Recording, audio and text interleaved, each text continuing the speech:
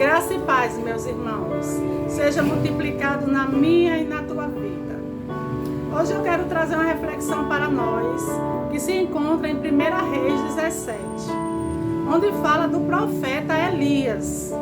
O profeta Elias falou a respeito de Deus, de coisas que iam acontecer, e Jezebel e Acabe se levantou contra ele, e Deus mandou ele ir para o rio Querite, porque lá no rio Querite ia ter água para ele beber, e Deus disse que ia mandar um corvo para alimentar ele com carne e pão. E Elias recebeu um comando de Deus. É preciso que nós devemos estar atentos aos comandos que Deus nos dá. Elias recebeu o comando para ir para o rio Querite, porque lá ia haver a provisão que ele precisava. E ele foi para o rio Querite. Lá tinha água, Deus ia mandar o pão, Deus ia mandar a carne, e ele ia ser sustentado pelo Senhor. Ali, Elias passou dias sendo alimentado, porque a água era a água da vida, a água do rio da vida, que ia saciar a vida de Elias. O pão era o alimento para o corpo, e a carne era a vida, porque Jesus disse lá no livro de João que quem não comesse da carne dele não ia ter vida nele. A carne era a proteína que Elias ia precisar. E ele vai ficar ali naquele período até que o rio secou. Mas mesmo o rio tendo secado, Deus dá mais um comando a Elias. Deus diz: Elias, vai para a cidade de Serepta, porque eu já preparei lá uma viúva para te sustentar. Saiba que a sua provisão vai vir das pessoas mais improváveis. Talvez você esteja esperando algo de alguém que tenha condições financeiras de lhe abençoar. Mas às vezes Deus usa os improváveis para lhe abençoar, para lhe sustentar. Porque Elias foi sustentado por uma viúva, uma pessoa improvável, que ela só tinha um pouquinho de farinha, um pouquinho de azeite para fazer um pão para ela comer, ela e o filho. E a expectativa daquela viúva era comer e morrer, porque estava havendo seca sobre Israel e ela não tinha esperança, irmãos. Ela não tinha aonde buscar. E Elias chega e diz para ela: traz água para mim. Quando a mulher sai para buscar água para Elias, ele diz: traz um bocado de pão na tua mão para mim. E ela disse: tão certo como vive o Senhor teu Deus, que o que eu tenho em casa é um punhado de farinha na panela e um pouquinho de azeite na botija, para fazer a última refeição e morrer. E ele disse: vai, primeiro você vai fazer para mim. E aquela mulher decidiu obedecer ao comando do profeta. Será que você seria capaz de ter apenas um pouco para você? E você pegar o pouco que você tem e primeiro você ir dar aquele outro que não tem? Como essa viúva fez? Ela obedeceu o comando do profeta. E ela faz o bolo e traz para Elias. E a palavra de Deus diz que a farinha daquela mulher da panela aumentou. O azeite da botija aumentou. E enquanto não choveu sobre Israel, ela e Elias e o filho tinham pão todos os dias para comer, porque ela recebeu um comando do Senhor e obedeceu. E você teria coragem de fazer o que ela fez?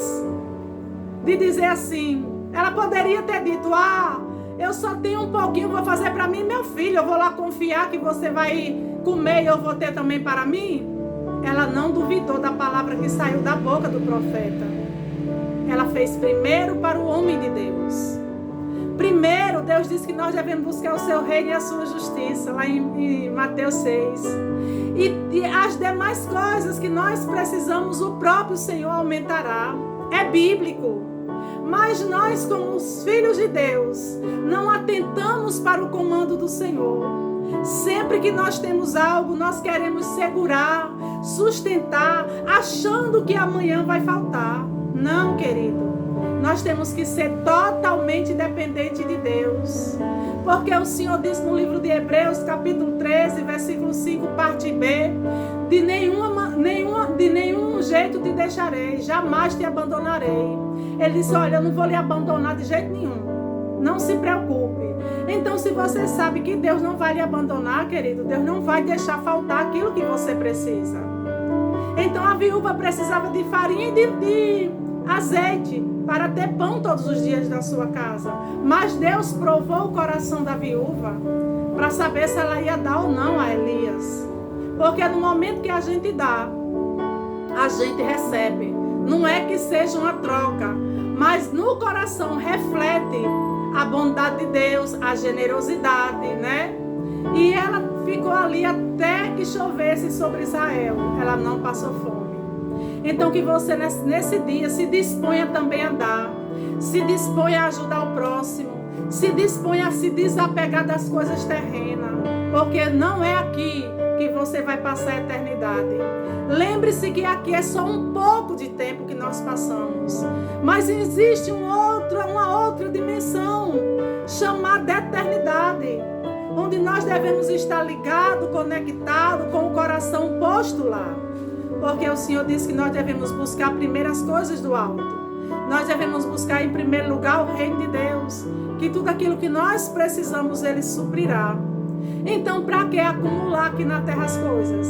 Que o próprio Jesus disse, não acumuleis para vós outros tesouro na terra, onde o ferrugem corrói, a traça corta e o ladrão rouba.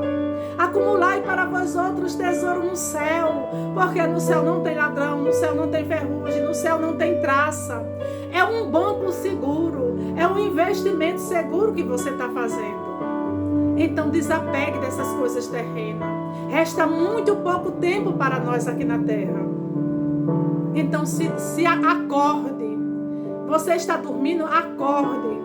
Ouça a palavra de Deus, atende para o coração de Deus, porque o coração de Deus é sempre fazer o bem ao próximo, é sempre ajudar o necessitado, é sempre levantar o caído, é sempre dar. Deus não lhe pede nada, Deus quer que você dê, porque quando você der, é como se Ele próprio estivesse dando. A sua sementeira vai aumentar, os seus bens vai crescer, mas se você reter, é como se você fosse uma represa. Mas é preciso haver rompimento dessas coisas. Onde está o seu tesouro, a Bíblia diz que aí está o seu coração. O tesouro daquela mulher era um punhadinho de farinha e um pouquinho de azeite. O coração dela estava naquilo, porque ela disse que ia comer o último bocado, ela e o filho iam morrer. Ela estava sem esperança. Mas ele disse, Deus falou com aquela mulher antes de Elias chegar lá. E ela disse, o meu Deus falou, eu vou obedecer. Eu não vou botar meu coração nessa farinha, nem nesse azeite. Porque Ele é o Deus de Israel. Ele é o Deus provedor. Ele não vai deixar eu morrer com meu filho. Ele vai me sustentar. E assim aconteceu. Você precisa ler a palavra, ouvir Deus falar, ver como Deus agia, entender o que Deus quer. Porque muitas vezes nos tornamos avarentos, egoístas, pensando só em nós mesmos. E em nossa volta, milhares e milhares de pessoas precisando da nossa colaboração. Que você possa meditar nesse dia sobre a viúva de Serepta, sobre os comandos de Deus para a tua vida. Deus ordenou, Deus falou para você fazer algo, Deus falou para você dar algo, dê. Não se prenda nisso. Porque o Deus que cuidou daquela viúva vai cuidar de você, vai cuidar de mim. Ele não vai nos desamparar jamais. Receba essa palavra em nome de Jesus. Amém.